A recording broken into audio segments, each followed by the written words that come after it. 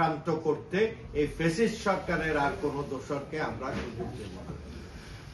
সেই দিন যে অপ্রত্যাশিতভাবে যে অপচেষ্টা চালিয়েছিল আমাদের আমাদের যে আওয়ামী দোসররা এবং সুবিধাভোগীরা, এখানে নাম এসছে একজন ব্যবসায়ী। তিনি আদৌ ব্যবসায়ী না বাংলাদেশ থেকে যে স্বৈরাচারের যে দোসররা প্রবাসে যে লক্ষ লক্ষ কোটি কোটি ডলার যে পাচার করেছে তাদের দোসর? তাদের এই সরকারকে তারা সহ্য করতে পারছে না, কারণ তাদের লুটপাট, দেশের রেমিটেন্স, প্রবাসীদের ঘামের অর্জিত টাকা তারা যে এখানে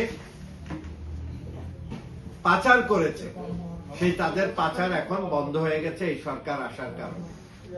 অতএব তাদের হাতে ঘা লেগেছে, তারাই অপচেষ্টা করে যাচ্ছে এই সরকারকে বিতর্কিত করার জন্য, বাংলাদেশকে বিতর্কিত করার জন্য। আমরা ফ্রান্স বিএনপির পক্ষ থেকে হুঁশিয়ার করে দিয়ে বলতে চাই, আগামীতে কোন উপদেষ্টা কিংবা কোন সচিব, কোন দেশের নেতা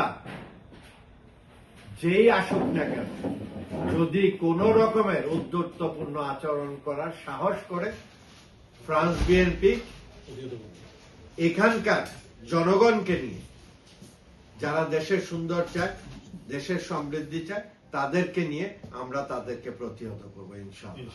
এবং এমবেসির পাশে আমরা আছি। এমবেসিকে বলবো, রাষ্ট্রদূত মহোদয়কে বলবো যে আপনারা ভয় পাবেন না, যে কোনো সময় আমাদেরকে ডাকবেন, রাত হোক একবার দিন হোক।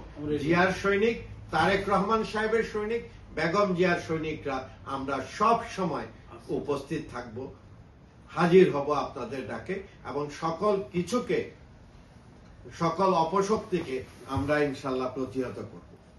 ধন্যবাদ। অনেকে বলতেছে